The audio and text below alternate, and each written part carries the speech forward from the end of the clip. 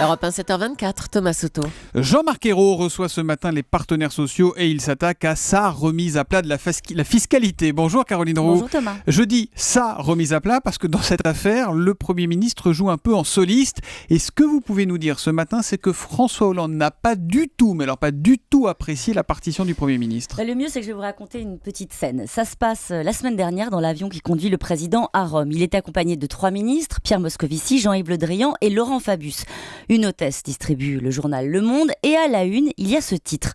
Jean-Marc Ayrault reprend en main le ministère des Finances. Vous vous souvenez, c'était à propos des nominations à la direction du Trésor et du Budget. Tout le monde se plonge alors dans la lecture, en silence. L'ambiance est lourde. François Hollande interpelle à ce moment-là le ministre des Finances et lui demande « Tu étais au courant, toi ?» Moscovici blême, fait non de la tête. Le président lance froidement « Moi, j'aurais bien aimé être informé. » Voilà, à Bercy, on en tire une leçon toute simple de cette scène. Le président a accepté que le Premier ministre se lance en solo sur la fiscalité. Il a laissé faire, c'est sa méthode.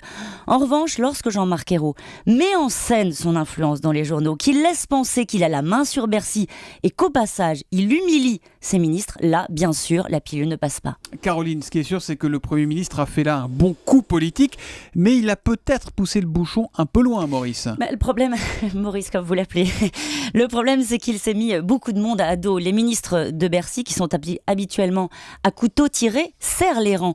Il s'est comporté comme un flibustier et il a réussi à créer une solidarité entre Moscovici, Montebourg et Cazeneuve, comme me le dit un ami du ministre des Finances. Hier, Pierre Moscovici, justement, s'est entretenu avec le Premier ministre. Il a fini par faire une déclaration d'apaisement dans les médias.